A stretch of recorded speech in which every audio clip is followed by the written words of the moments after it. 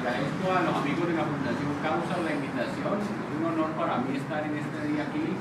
Gracias a Javier que me hizo la invitación. Un día muy especial para cualquier persona que se llame de buena voluntad estar en el Día de Palestina, un pueblo tan sufrido como este. Y para nosotros es un honor estar aquí expresando nuestro apoyo y compartiendo parte de nuestros conocimientos en lo que es la causa palestina, pero que no se circunscribe solamente a ese pueblo, sino que lo que vemos es que el sionismo atenta contra todo el Islam, en especial contra el Islam chiita. Entonces, voy a hacer un esbozo de qué se centra el problema en Palestina, cómo esto se enmarca con la lucha que quiere hacer el sionismo de convertir, de instaurar un gobierno mundial. Y vamos a hacerle bastante, pues tenemos mucha información aquí, entonces arranquemos. Esa es una perspectiva histórica donde les voy a mencionar cómo el sionismo, desde el año 1913, todo el siglo anterior, ellos a través de un instituto que se llama el Council on Foreign Relations, que es el Consejo de Relaciones Exteriores de los Estados Unidos, diseñó la política de los Estados Unidos para ir creándose el gobierno mundial. En 1913 conformó el sistema de reserva federal. Ahí está el presidente actual, Ben Bernanke. En el 17 diseñó las políticas para la Primera Guerra Mundial, un estudio de investigación que se llamó INCIDE. En el 19 se finalizada la guerra, hace la Conferencia de Paz de París, donde se redibuja el nuevo mapa de Europa y se dejan sentadas las bases para lo que sería una Segunda Guerra Mundial, como lo han dicho muchos estadistas. En 1939 diseña la política estadounidense para oponerse hacia Alemania y Japón, que veía como unos enemigos a ese nuevo orden mundial. En esta gráfica observamos cómo los Rothschild, una de las principales familias sionistas, está emparentadas con las demás familias de banqueros judíos. Pueden ver ahí los apellidos de los Barbour, los Schiff y los Loeb. Es bien importante saber que dos hermanos, Paul Barbour, viaja de Alemania a los Estados Unidos y es el que funda la Reserva Federal de los Estados Unidos, mientras que el hermano Max Barbour se queda en Alemania. Y son estos dos personajes los que firman la paz de París. Entonces, dos hermanos judíos, uno del lado americano y el otro del lado alemán, firmaron la paz para representando naciones enemigas. Entonces, esto es importante conocerlo para entender por qué los alemanes en los años 30 tenían la oposición frente a esta gente.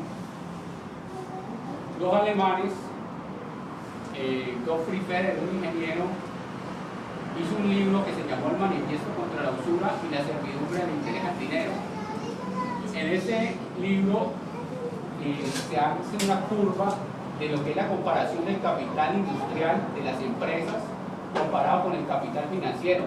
Ustedes pueden ver la curva que sube exponencialmente de los Rothschild.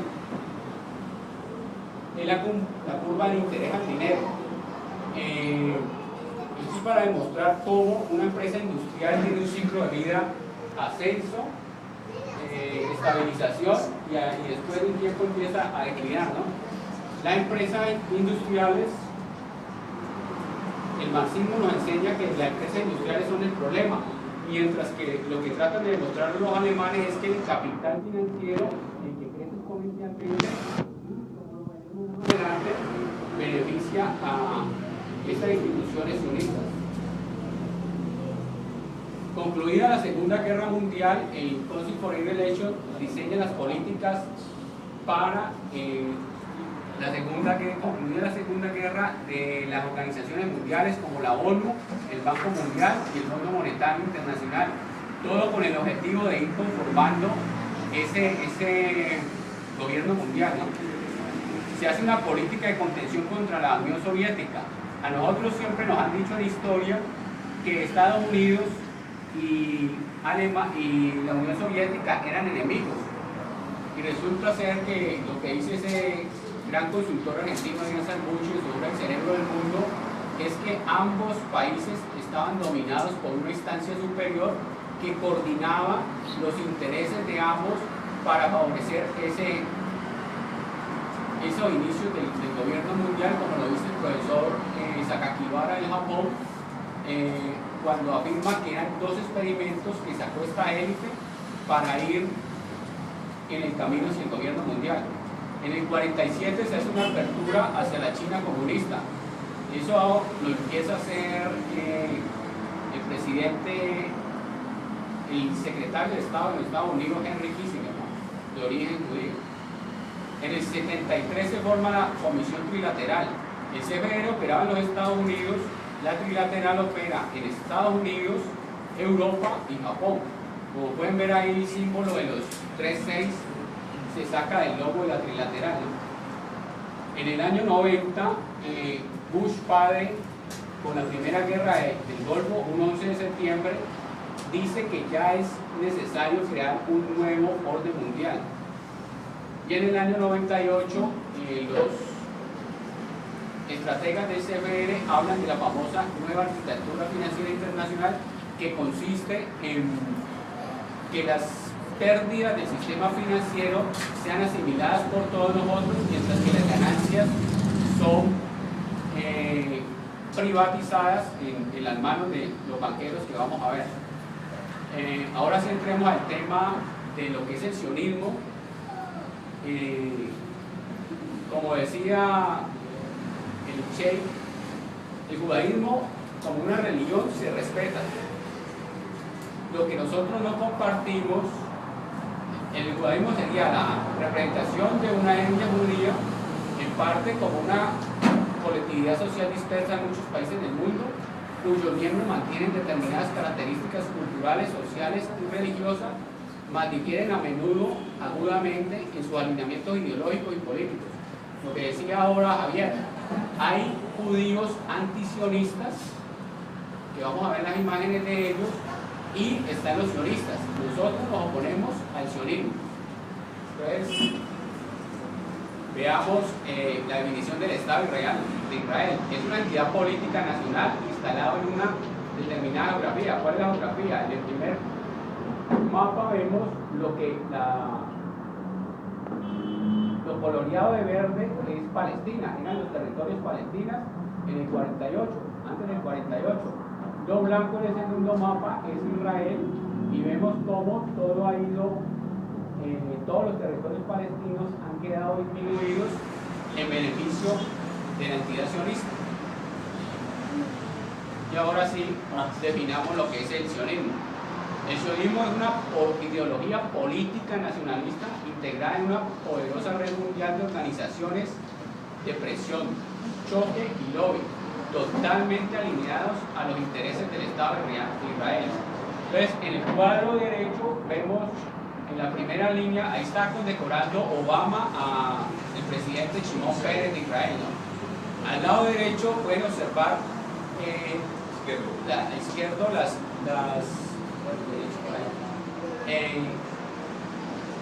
en la parte superior están toda la familia Rothschild. Bien interesante, son los grandes banqueros de Europa. Desde el año 1800 manejan las finanzas de Europa.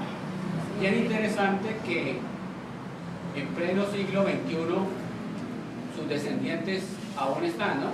Lo que se nos ha dicho es que hubo un holocausto en Alemania, y pues si eso hubiera pasado, estos señores que llevan 200 años no deberían estar allí, pero de eso vamos a hablar enseguida. El quinto personaje es uno de los personajes más siniestros, es don David Rockefeller. Al lado es dueño de Merck, del Chase Manhattan Bank. Merck son los laboratorios, y dicen que tiene acciones en Samsung también, ¿no? Es uno de los personajes que más ha influido en los planes que vamos a ver más adelante. El sexto es Nathan Barbour, el 7 es Henry Kissinger, alias, o su nombre judío es Abraham Ben Eliezer. El octavo es don George Soros, el mayor especulador financiero del mundo, judío húngaro como Sarkozy, sobrevivientes de los campos de concentración. Y en la parte inferior están los que han sido en Estados Unidos representantes de la Reserva Federal. Todos los puestos altos en la Reserva Federal de los Estados Unidos, como muchos puestos del gobierno americano, están dominados por la élite sionista. Pues ahí es donde nos cuestionamos cuál es la democracia que existe en ese país y todo el poder decisorio está en manos de ellos. Ahora entremos por decir qué es el sionismo, para dónde va, y vamos a utilizar, como en Colombia hay una ley que prohíbe al colombiano común y corriente atacar o hablar mal del sionismo, de los judíos, entonces yo voy a utilizar fuentes de los judíos para hablar de ellos, fuentes con las que yo estoy de acuerdo. Theodor Herzl, que era el fundador del sionismo, nos dice acerca del antisemitismo. Ellos utilizan mal ese término, ¿no? Porque si nosotros vamos a la raíz bíblica del término, sem, o sea, antisemitismo sería los que están en contra de los semitas.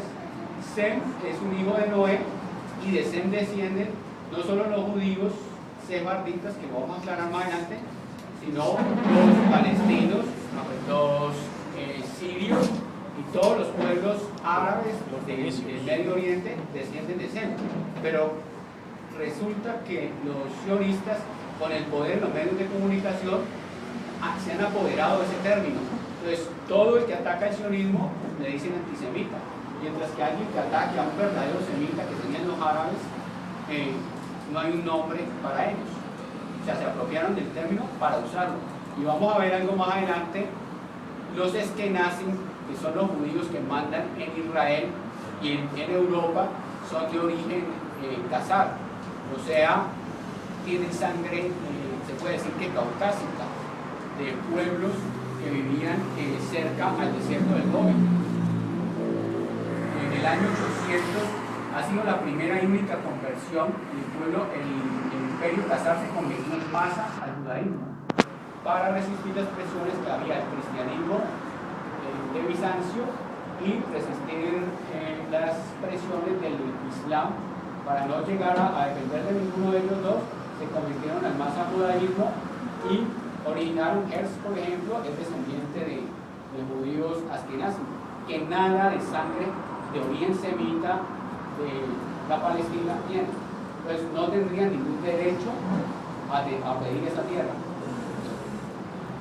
Theodor Herzl nos dice: cuando nos unimos, nos transformamos en proletariado revolucionario, oficiales subordinados de todos los partidos revolucionarios, y al mismo tiempo, cuando nos encumbramos, también surge el poder terrible de la billetera.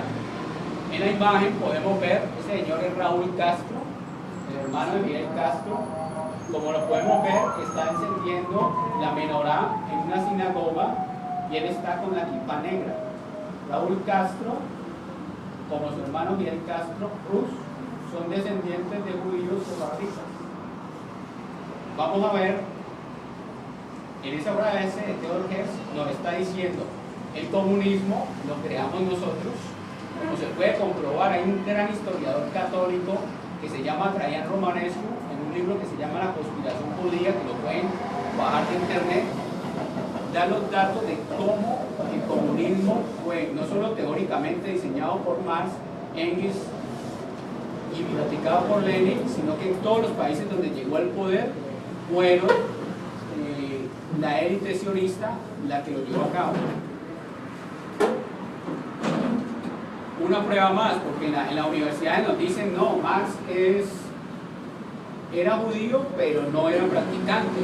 Entonces veamos lo que nos dice Bernard Lazare, un judío muy lúcido sobre Marx. Este descendiente de una línea de rabinos y doctores del judaísmo heredó toda la fuerza lógica de sus antepasados. Fue un talmudista lúcido y claro, al que no embarazaban las cándidas minucias de la práctica.